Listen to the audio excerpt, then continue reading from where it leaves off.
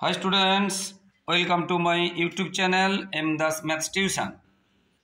আজকের যারা 2025 সালে মাধ্যমিক দেবে ওয়েস্ট বেঙ্গল বোর্ডের তাদের এবিটিএ টেস্ট পেপারের 2024-2025 সালের এবিটিএ টেস্ট পেপার অর্থাৎ যারা মাধ্যমিক দেবে 2025 সালে সেই এবিটিএ টেস্ট পেপারের একটা ম্যাথসের পেজের প্রশ্ন উত্তর সহ আলোচনা করে দিচ্ছি। বন্ধুরা মন দিয়ে দেখতে থাকো। এটা হচ্ছে বীরভূম ডিস্ট্রিক্ট স্কুল পেজ নম্বর 73 বীরভূম ডিস্ট্রিক্ট স্কুলে এটা করাচ্ছি, দেখতে থাকো বন্ধুরা। তো প্রথম যে প্রশ্নটা আছে, বার্ষিক 6.71% সরল সুদের হারে কোনো মূলধন 3 গুণ হবে কত বছরে? তাহলে 3 গুণ হবে, সুদের হার দেওয়া আছে কত বছরে। তো আমরা যদি তাহলে এবিটিএ টেস্ট পেপার 2025 যারা মাধ্যমিক দেবে পেজ নম্বর 73 বীরভূম ডিস্ট্রিক্ট স্কুলে, তাহলে ধরিলাম আসল 100 টাকা, 3 গুণ হবে, তার মানে 300 টাকা হতে হবে সুদ এবং আসল নিয়ে। তাহলে আসল যদি 100 টাকা ধরি, 3 গুণ মানে সুদ আসল নিয়ে 300 টাকা হবে, অর্থাৎ সুদ হবে কত টাকা? 300 থেকে 100 বাদ দিলে 200 টাকা। এই 200 টাকা সুদ আমাদের কত বছরে হয় বের করতে হবে। সুদের হার বলেছে কি 6.71%, এটাকে পূর্ণ ভাঙিয়ে নিলে 25/4%, অর্থাৎ এই টাকা সুদ হয়েছে কত বছরে? বার্ষিক বলেছিল, মানে 1 বছরে 100 টাকা, সেটা আমরা কিছু লিখছি না, ওই 100 টাকাটা লিখছি না।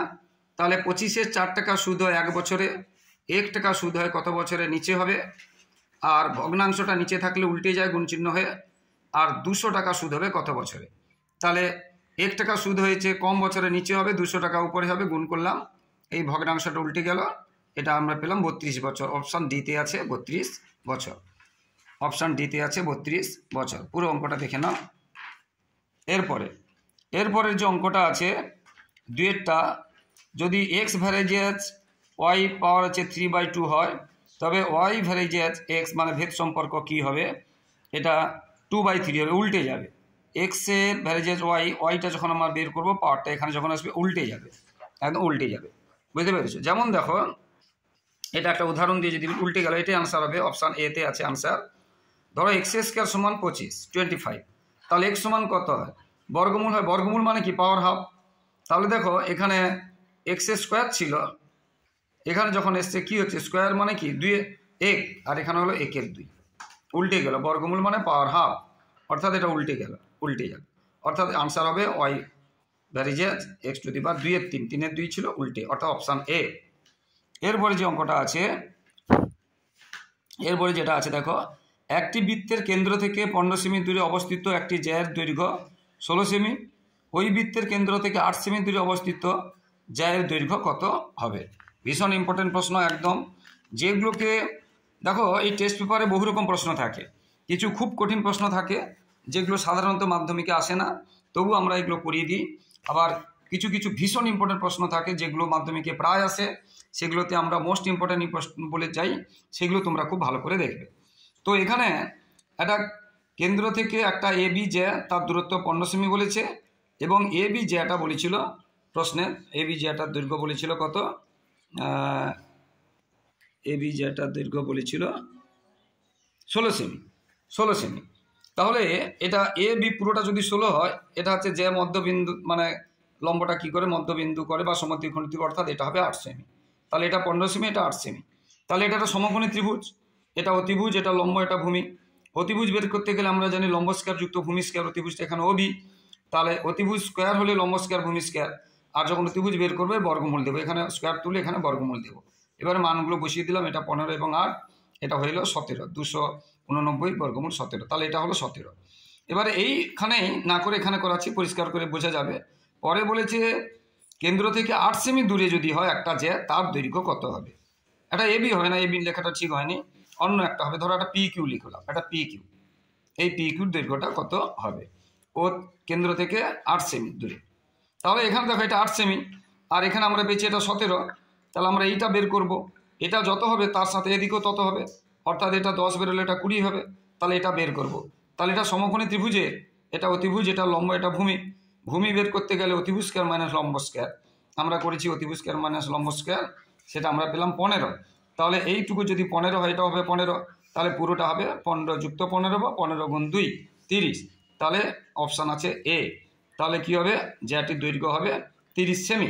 তোমরা কিন্তু এককগুলোও লিখবে, একক না লিখলে হবে না, কারণ তোমরা ভৌতবিজ্ঞানে ক্লাস 9-এ তোমরা এককের গুরুত্ব পড়েছো, একক ছাড়া হয় না, সঠিকভাবে বোঝানো যায় না।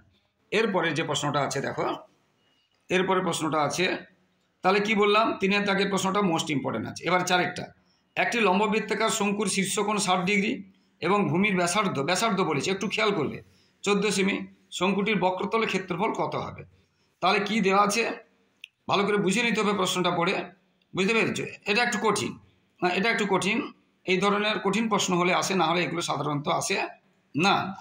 একটি লম্ববৃত্তাকার শঙ্কুর শীর্ষকোণ 60 ডিগ্রি, ভূমির ব্যাসার্ধ 14 সেমি হলে বক্রতলের ক্ষেত্রফল কত? এবার ছবিতে দেখো, এটা 60 ডিগ্রি বলেছে, ব্যাসার্ধ বলেছে কত? 14 সেমি। তাহলে ব্যাসার্ধ, ব্যাস নয়, মানে এইখান থেকে এটা 14 সেমি। এটা যদি 60 ডিগ্রি হয়, আমরা যদি লম্বটা নিই, এটা কী করবে, যেহেতু শঙ্কু মানে এটা সমদ্বিবাহু হবে, অর্থাৎ 30 ডিগ্রি হবে। তাহলে এটা 30 ডিগ্রি, এটা 14। এখানে এটা ভালো করে এঁকেছি, যদি সুবিধে হবে, যেটা ডিগ্রি বলবে সেটাকে আমরা ভূমি ধরবো। এটা 30 ডিগ্রি বলছি, আর সমকোণের বিপরীত বাহুকে বলবো অতিভুজ। সমকোণের বিপরীত বাহু মানে ও বি হবে অতিভুজ, আর এটা হয়ে গেল ভূমি, সেটা আমরা নিচে করে দিয়েছি। যেটা ডিগ্রি কোণ থাকে তাকে ভূমি, তাহলে এটা লম্ব, এটা ভূমি, এটা অতিভুজ। এবারে আমরা কি জানি, লম্ব বাই অতিভুজ সমান আমরা কি জানি, সাইন থিটা। এখানে সাইনটা কত ডিগ্রি আছে, 30 ডিগ্রি। তাহলে লম্বটা এখানে কোনটা, লম্বটা এখানে কোনটা, এ বি, আর অতিভুজটা কোনটা, বি ও বা ও বি, এটা আমরা লিখেছি। আর সাইন 30 ডিগ্রি মান 1/2। এবার এ বিটা কত হয়েছে, 14 বসিয়ে দিয়েছি, বি ওটা বের করবে 28। তাহলে আমরা এটা পেলাম 28, মানে আমরা কি পেলাম, অতিভুজ 28 পেলাম। অর্থাৎ অতিভুজটা এটার ক্ষেত্রে, শঙ্কুর ক্ষেত্রে তির্যক উচ্চতাকে এল দিয়ে প্রকাশ করা হয়। অতিভুজ মানে এইটার ক্ষেত্রে অতিভুজ, সমকোণী ত্রিভুজের ক্ষেত্রে এই ক্ষেত্রে তির্যক উচ্চতা এল দিয়ে প্রকাশ করা হয়। এবারে কি চেয়েছে, এটা কি চেয়েছে, এটাতে চেয়েছিল কি, যে বক্রতলের ক্ষেত্রফল। বক্রতলের ক্ষেত্রফল মানে এই অংশটা বক্রতল, আর নিচেটা সমতল। আর বক্রতলের ক্ষেত্রফল পাই আর এল, বক্রতলের ক্ষেত্রফল পাই আর এল। পাইয়ের মান আমরা জানি 22/7, আর দেওয়া আছে 14, এবং এলটা আমরা এখনই বের করলাম 28। এবার আমরা কাটাকাটি করলাম, গুণ করলাম, এটা বেরোবে, এটা বেরোবে 1 2 3 2, মানে অপশান বি, এটা অপশান বি। বুঝতে পেরেছো? ভীষণ এটা একটু অন্যরকম আছে, কঠিন আছে, আসতে পারে, বুঝতে পেরেছো? যেটা ভীষণ ইম্পর্টেন্ট থাকে সেটা বলে দেবো। এর পরের অঙ্কটা আছে, এরপরে কোনো বৃত্তের 44 সেমি দীর্ঘ একটি বৃত্তচাপ বৃত্তের কেন্দ্রে 45 ডিগ্রি কোণ উৎপন্ন করলে বৃত্তের ব্যাসার্ধ কত? এটা মোস্ট ইম্পর্টেন্ট, এটা একদম মোস্ট ইম্পর্টেন্ট। কী কী দেওয়া আছে, বৃত্তের 44 সেমি দীর্ঘ একটা বৃত্তচাপ দেওয়া আছে এবং কেন্দ্রের কোণ দেওয়া আছে 45 ডিগ্রি, তাহলে বৃত্তের ব্যাসার্ধ মোস্ট ইম্পর্টেন্ট একদম। যেগুলো মোস্ট ইম্পর্টেন্ট বলছি তোমাদের, সেগুলো ভালো করে জানতে হবে। এখন দেখো, আমরা প্রথমে একটা একটা অংশ করব, যে এসটা দেওয়া আছে, বৃত্তচাপটা দেওয়া আছে 44, এখানে লিখিনি, তোমরা লিখে নেবে এস সমান 44। তবে শর্ট প্রশ্ন অত কিছু না লিখলেও হয়। আচ্ছা, কোনটা দেওয়া আছে 45 ডিগ্রি, ডিগ্রিকে আমরা রেডিয়ানে যাব। আমরা জানি 180 ডিগ্রি সমান পাই রেডিয়ান, 1 ডিগ্রি সমান কত, আর 45 ডিগ্রি সমান কত। ডিগ্রিকে রেডিয়ানে গেলে আমরা পাই বাই 180 গুণ যত ডিগ্রি বলবে তত দিয়ে করলাম, কেটে দিলাম। এবার আমরা পাইয়ের মান কত জানি, 22/7, তার নিচে 4 আছে, 4 মানে নিচে 4, নিচে 1 আছে, উল্টে গেল। তাহলে আমরা থিটা সমান কত পেলাম, 22/7 গুণ 1/4। ভালো করে দেখে নাও বন্ধুরা, এটা নিয়ম। 45 ডিগ্রিকে রেডিয়ানে যেতে গেলে পাই বাই 180 গুণ 45। যদি 60 ডিগ্রি হতো এখানে 60 লিখতাম, যত বলবে এখানে তত দিয়ে গুণ করবো পাই বাই 180-কে। এটা পাই বাই 4, আর পাইয়ের মান যেন 22/7, তার নিচে 4, আর নিচেটাকে উল্টেছে, এটা হলো। এবার সূত্র আছে এস ইকুয়াল আর থিটা, যেহেতু আমাদের এসটা দেওয়া আছে, আমাদের আর বের করতে হবে, আমরা ঘুরিয়ে লিখলাম আর থিটা ইকুয়াল এস। তাহলে আর থিটা ইকুয়াল যদি এস হয়, থিটার মানটা আমরা পেয়েছি, এটা এখানে বসিয়ে দিলাম, আর এসের মানটা বইতে দেওয়া ছিল 44, বসিয়ে দিয়েছি। আর এই দিকের গুণ চিহ্নটা দিকে গেলে ভাগ হবে, তাহলে 7 এবং 4 উপরে উঠে গেল, আর 22টা নেমে গেল, কাটাকাটি করলাম, 56 হয়ে গেল। এবং এককটা কিন্তু বসাতে হবে, 56 সেমি, আমি বসাইনি কিন্তু বলে দিচ্ছি 56 সেমি, অপশান বি। দেখো অপশান বি। এরপরে মধ্যগামিতার মাপক কয়টি? 3টি। তোমাদের যে বই আছে মধ্যগামিতা, তোমাদের যে রাশিবিজ্ঞান যেটা আছে, সেখানে দেখো যে চ্যাপ্টারগুলো আছে, কি কি চ্যাপ্টার আছে, একটা গড় মান আছে, একটা মধ্যমা আছে, সংখ্যাগুরু মান, ওই জন্যই আছে। তাহলে মধ্যগামিতার যে এটা 3টি কি কি হলো মধ্যগামিতার মাপক, একটা হচ্ছে গড়, একটা হচ্ছে মধ্যমা, আর একটা হচ্ছে সংখ্যাগুরু। এরপরে যেগুলো খুব সহজ আছে এমনি করে দিচ্ছি। এবারে কোনো মূলধনের, এবারে যেটা বলেছে কোনো মূলধনের বার্ষিক মানে 1 বছরে বলেছে, শতকরা একই সুদের হারে ড্যাশ বছরের চক্রবৃদ্ধি সুদ ও সরল সুদ সমান হবে। যেহেতু বার্ষিক বলেছি এটা 1 বছরে হবে, বুঝতে পেরেছ? 1 বছরে হবে, চক্রবৃদ্ধি সুদ এবং সরল সুদ সমান হবে, যেহেতু এটা বার্ষিক বলেছে। এরপরে এটা কোনো কিছু বলার নেই, 1 বছরের মুখে বলে দিলাম। এরপর এটা কঠিন আছে, এটা কঠিন আছে, এত কঠিন আসে না সাধারণত, তবু করিয়ে দিচ্ছি। এটা আছে দেখো 3/2 প্লাস এটা 3/2, এটা প্লাস এটা মাইনাস আছে, কে বর্গমূল 10 আছে, তাহলে কে এর মান কত? এটা খুবই কঠিন আছে।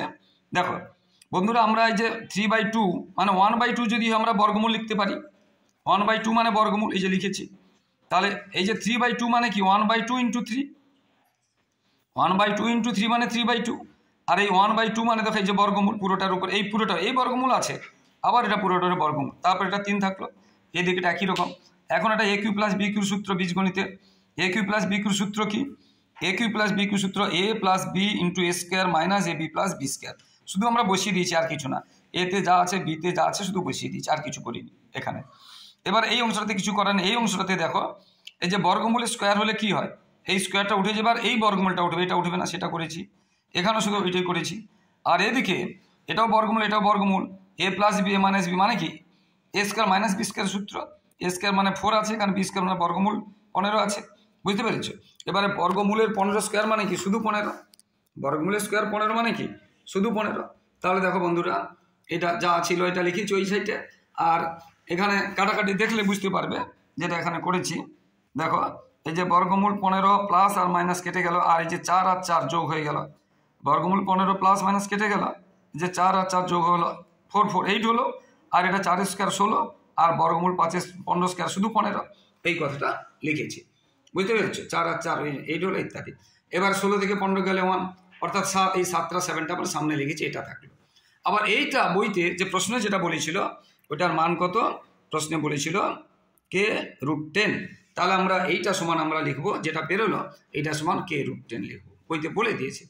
এবারে উভয় পক্ষে বর্গ করেছি, এইটারও বর্গ করেছি এটারও বর্গ করেছি, 7 স্কোয়ার 49, আর এটা হোল স্কোয়ার একসাথে করেছি, এটা বর্গ মানে হোল স্কোয়ার মানে এ প্লাস বি হোল স্কোয়ার, একটু বুঝিয়ে দিচ্ছি, একসাথে করে দিয়েছি। তাহলে A plus B whole square একটা লাইন করলে ভালো হতো, 7 স্কোয়ার তারপরে লিখতে হতো 7 স্কোয়ার, আর এটা হোল স্কোয়ার, আর এটার হোল স্কোয়ার করতে হতো একটা লাইন, এরকম করে বর্গ মানে একদম ব্যাকেট দিয়ে হোল স্কোয়ার করতে হতো, আর এটা দ্বিতীয় প্যাকেট দিয়ে হোল স্কোয়ার করতে হতো, আর 7 স্কোয়ার করতে হতো, ঠিক আছে?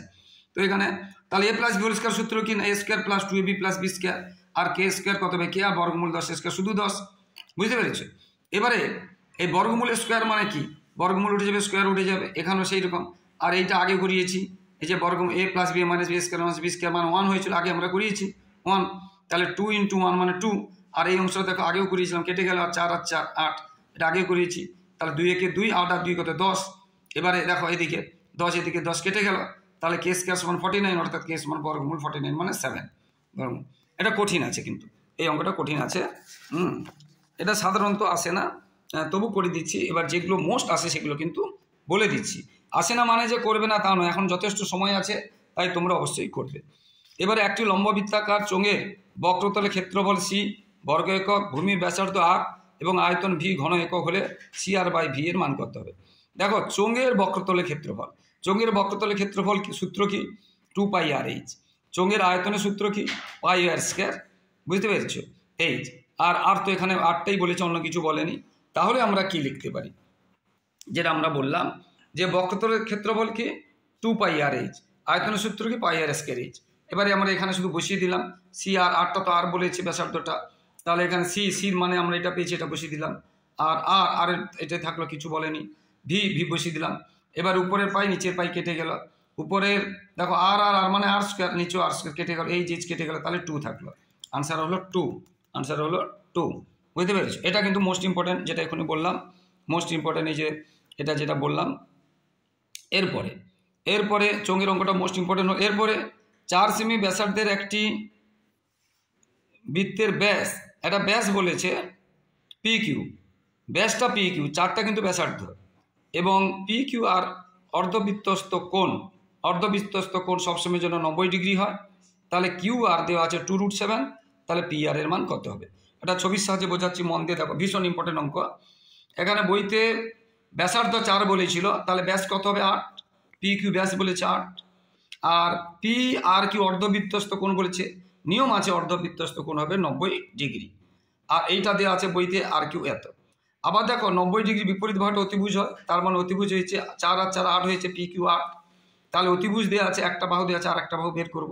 ধরো এটা লম্ব, কি এটা লম্ব, আমরা জানি এটা বের করতে গেলে অতিভুজ স্কোয়ার থেকে এটা স্কোয়ার বিয়োগ করে তার বর্গমূল করতে হয়, সেটাই আমরা করেছি।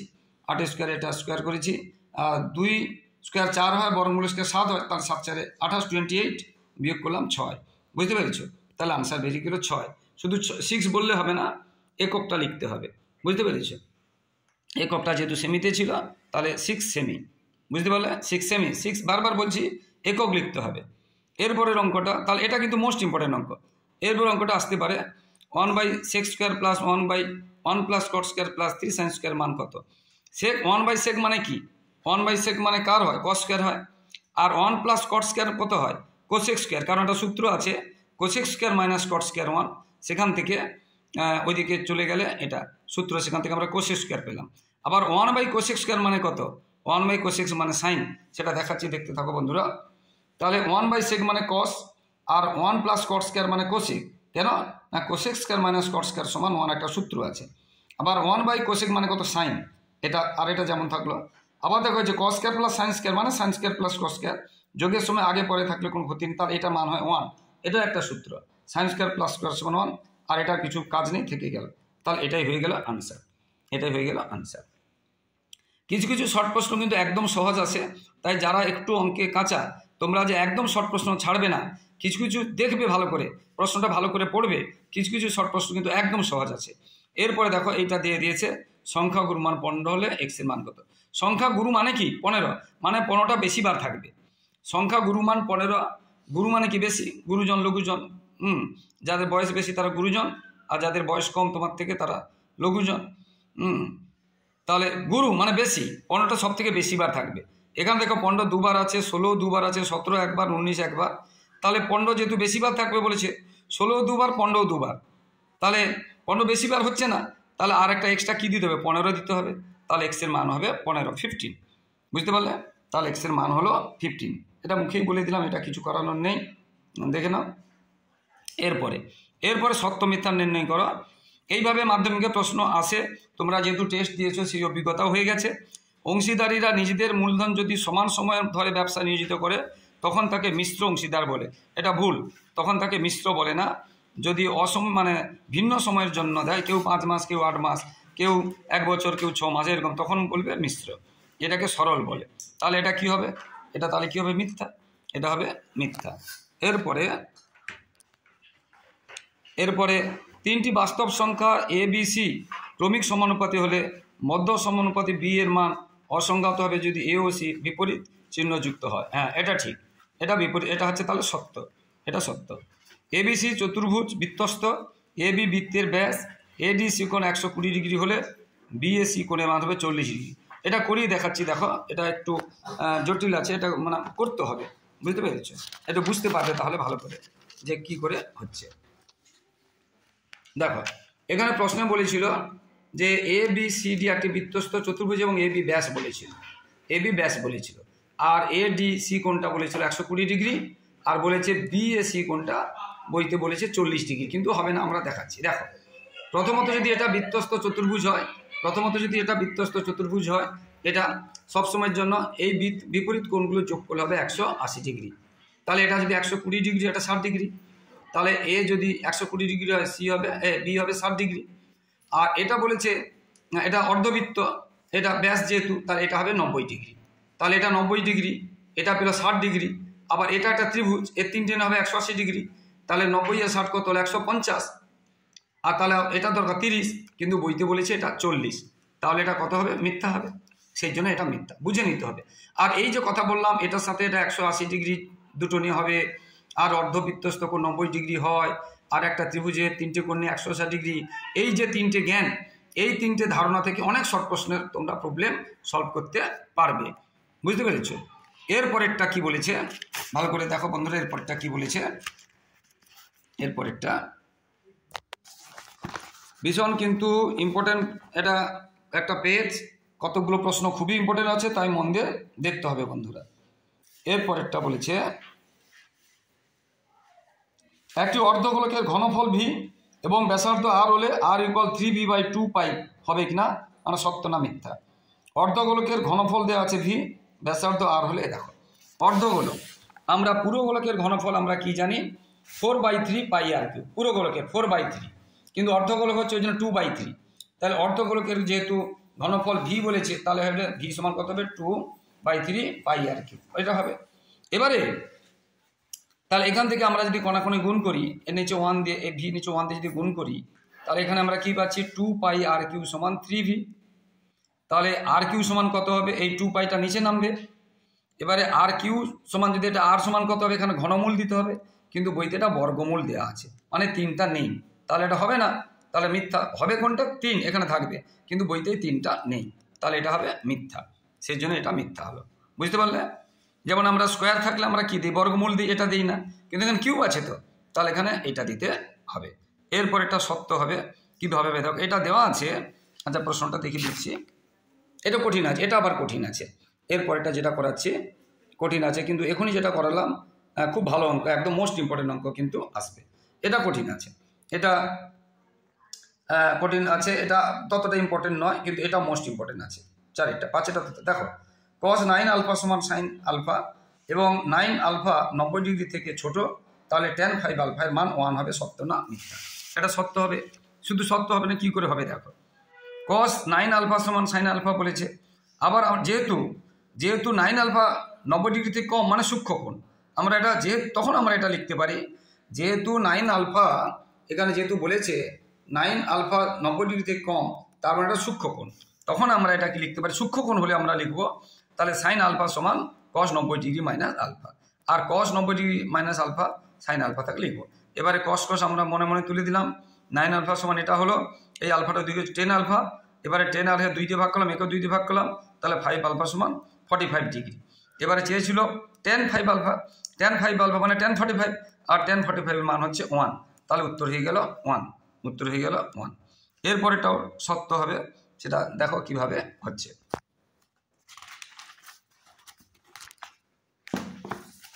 এরপরেরটাতে কি আছে,